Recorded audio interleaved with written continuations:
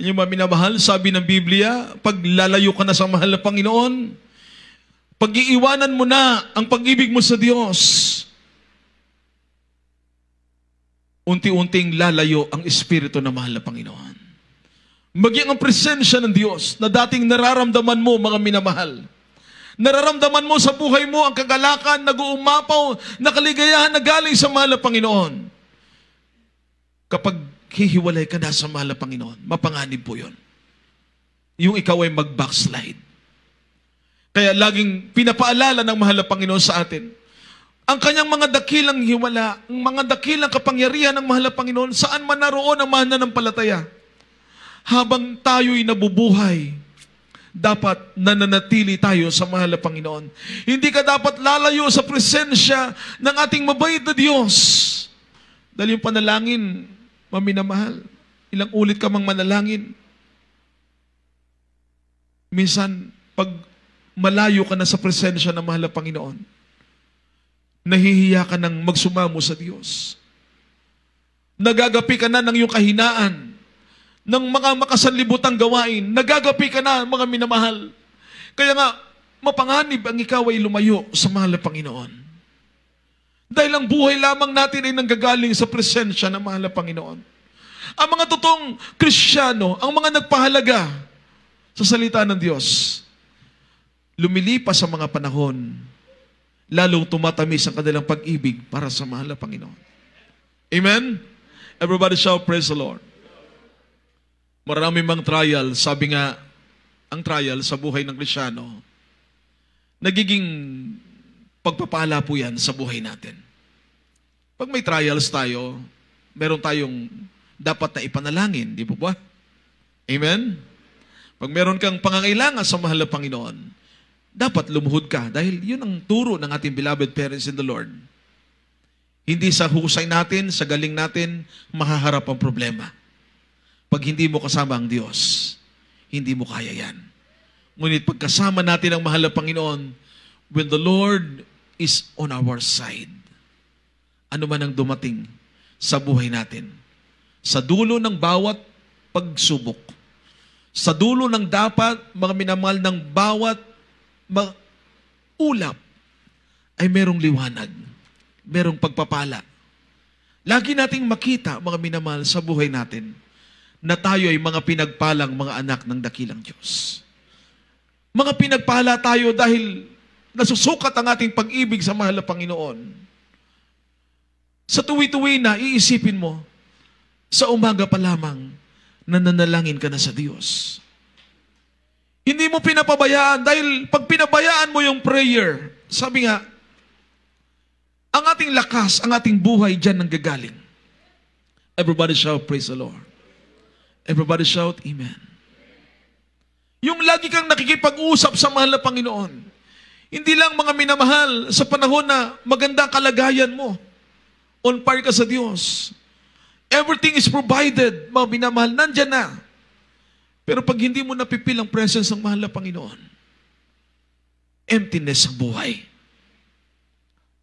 Pero kahit simple lang ang kalagayan mo, minsan nga, sabi nga ng ilang mga Kristiyano nung araw, ang kanilang pagkain lang ay disabog. Alam mo mga minamahal, yung disabog, yung may kanin sila, tas ang ulam nila asin. Sabog lang, mga minamahal. Lang yung buhay nila. Bilang Kristiyano, mga minamahal, kamatis lang, sabawan mo lang, mga minamahal, ng toyo nung araw.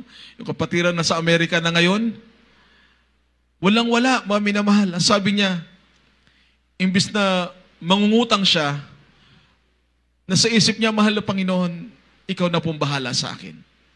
Dahil tinuruan ng beloved parents in the Lord tayong lahat, put our trust in the Lord. Magtiwala ka lamang sa mahal na Panginoon. Alam niyo po, nagtiyaga talaga siya na ang ulam may toyo at maminamahal, lagyan po ng asin. Maliliit po yung mga anak niya. Pero sa orasan niyo, sa panahon na yon, sabi niya nga, mahal na Panginoon, ikaw ay mga hawak ng aming buhay. Magtitiwala at mananalig kami sa iyong kapangyarihan. Lumipas ang ilang taon, halos 2 to 4 years na trials. Walang-wala. Hanggang yung mga kasangkapan nila, naibenta niya na mga minamahal, lahat. Pero gaano katotoo ang mahal na Panginoon? One day, yung kanilang prayer, tinugon ng mahal na Panginoon. Palakpakan natin lahat ang ating mabait na Diyos. Everybody shout, praise the Lord. Ngayon, more than 20 years na po sila nasa Amerika. Dumating sila doon, mga minamahal. Wala silang kakilala, walang kamag-anak. Living by faith. Gaano ka mapagpalang, mahal? Pag nakikita pala ng mahal na Panginoon, hindi ka nagpapabaya, hindi ka rin pababayaan ng mahal na Panginoon. Everybody shout, praise the Lord. Basahin natin, mga minamahal, ang dapat natin gawin, ang sabi ng Romans 12, verse 11 and 12. 1 Timothy 6, verse 12, mga minamahal. Dito po sa Roma 12, 11 hanggang 12. Huwag mga tamad sa pagsumikap, maninga sa Espiritu, mapaglingkod sa Panginoon, mga galak sa pag-asa, mga tiisin, sa kapighatian, mga tiyagain sa panalangin. Amen. Palakpakan natin lahat ng ating mabait na Diyos. Everybody shout, praise the Lord. Matyagang nananalangin. Amen. Amen. Hindi lang basta-bastang panalangin. Kinakailangan, ang panalangin natin, sincero kang nakikipag-usap sa mahal na Panginoon.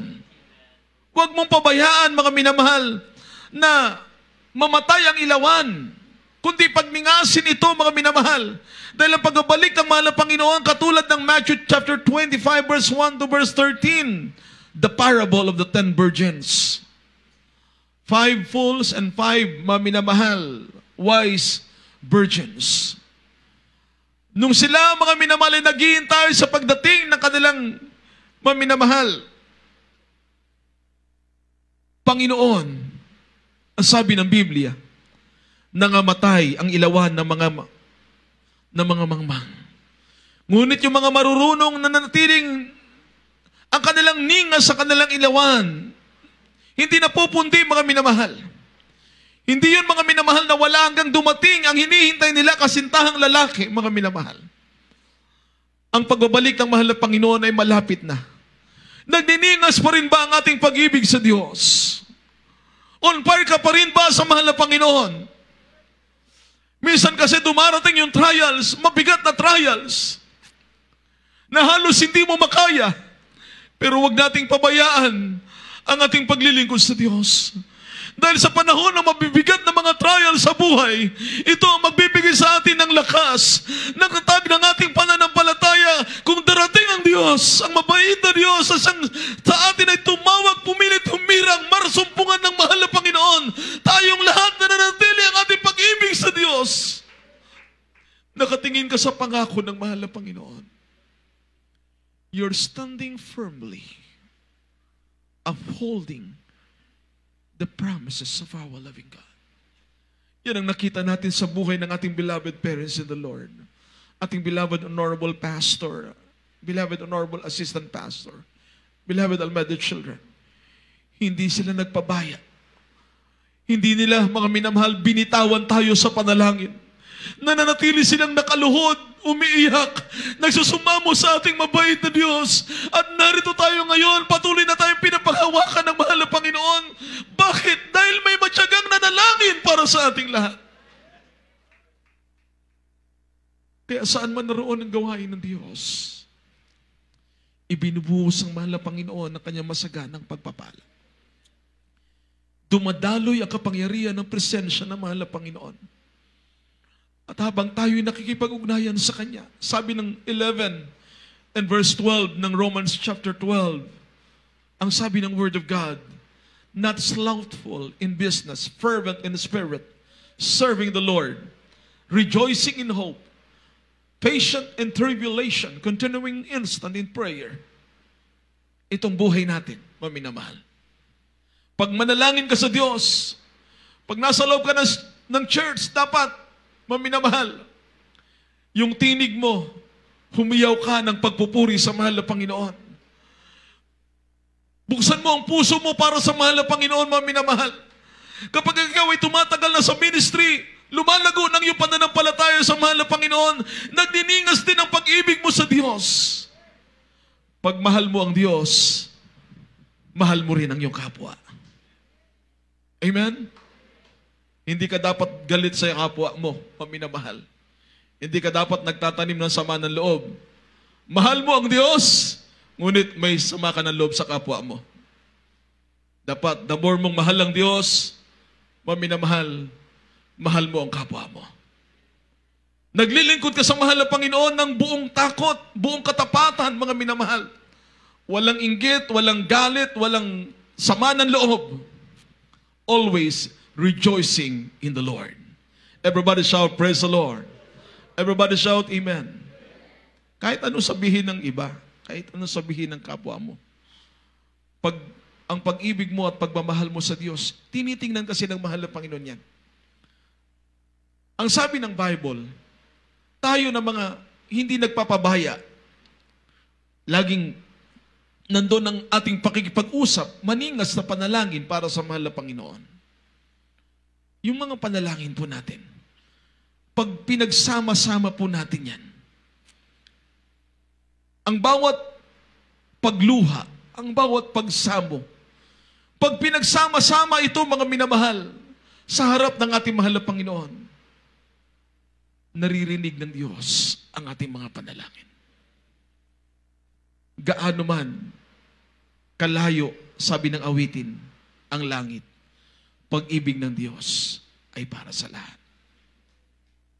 Fight the good fight of faith, sabi ng Biblia, makipagbaka tayo ng mabuting pakikipagbaka ng ating pananampalataya. Lay hold on eternal life. Sabi ng 1 Timothy chapter 6, verse 12. Maminamahal. Dito po sa unang Timoteo, kabanata 6, ang talata po ay 12. Makipagbaka ka ng mabuting pakikipagbaka ng pananampalataya.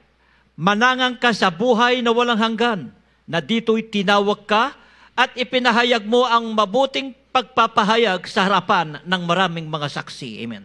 Everybody shout, praise the Lord. In overcoming negligence, para mapagtagumpayan mo yung kapabayaan, sabi ng Bible, lay hold on eternal life. Manangan ka sa buhay na walang hanggan. Bakit ka tinawag ng mahal na Panginoon? Bakit tayo dinala ng mahal na Panginoon sa tunay na paglilingkod sa Diyos? Sekundarya lamang yung tayo pagpalain sa material, sa physical.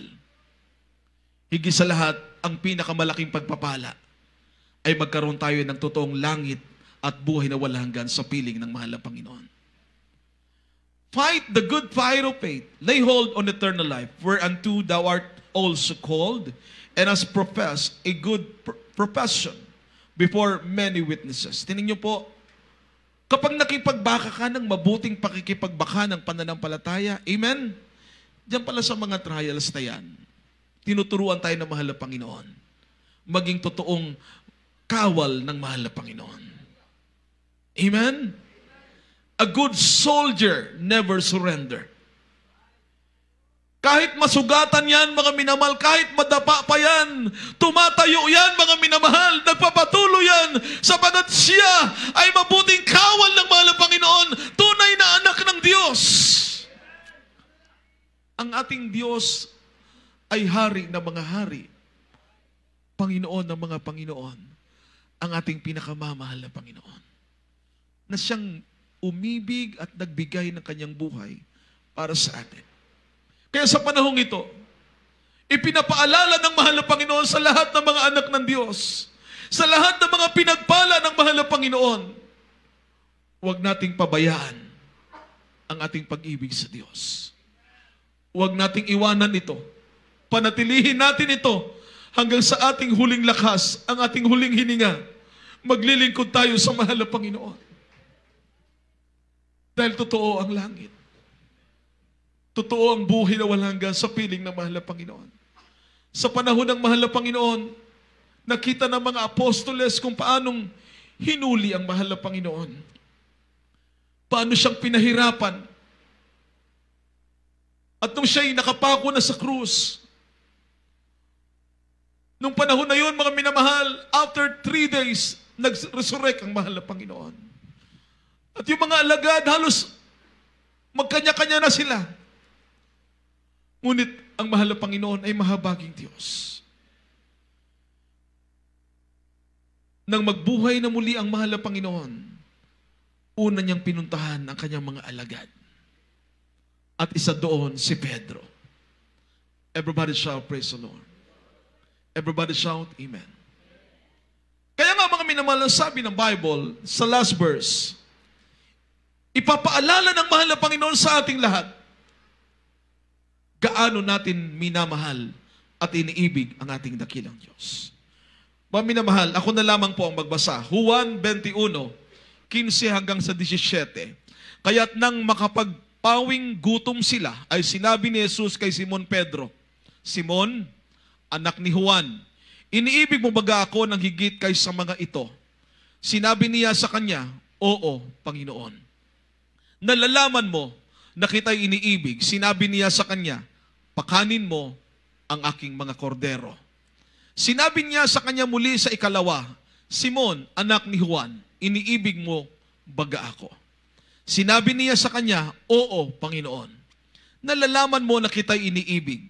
Sinabi niya sa kanya, alagaan mo ang aking mga tupa. Sa talatang 17, sinabi niya sa kanya sa ikatlo, Simon, anak ni Juan, iniibig mo baga ako? Nalumbay si Pedro, sapagkat sa kanya'y sinabing makaitlo. Iniibig mo baga ako? At sinabi niya sa kanya, Panginoon, nalalaman mo ang lahat ng mga bagay. Nalalaman mo na kita iniibig. Sinabi sa kanya ni Jesus, pakanin mo ang aking mga tupa. Sabi ng mahal na Panginoon, mga minamahal, muli, kung tatanungin tayo sa umagang ito, sa oras na ito, iniibig ba natin ang Diyos? Palakpakan natin lahat ang mahal na Panginoon. Una at pangalawang beses, sabi ng mahal na Panginoon kay Peter, Peter, do you love me? Yes, Lord, I love you. Sabi ni Pedro, nalalaman mo, mahal na Panginoon, ang laman ng puso ko, ang laman ng isip ko, mahal na Panginoon. Ngunit nung pangatlong beses na, nalumbay na si Pedro. Everybody shout, praise the Lord. Baka minsan, sasabihin nating mahal natin ng Diyos, ngunit nagpapabaya na po tayo sa ginagawa natin sa mahal na Panginoon. Kaya wag nating pabayaan ang dati natin mga minamahal ginagawa. Hanggang sa mga oras ito, we need to do more for the Lord.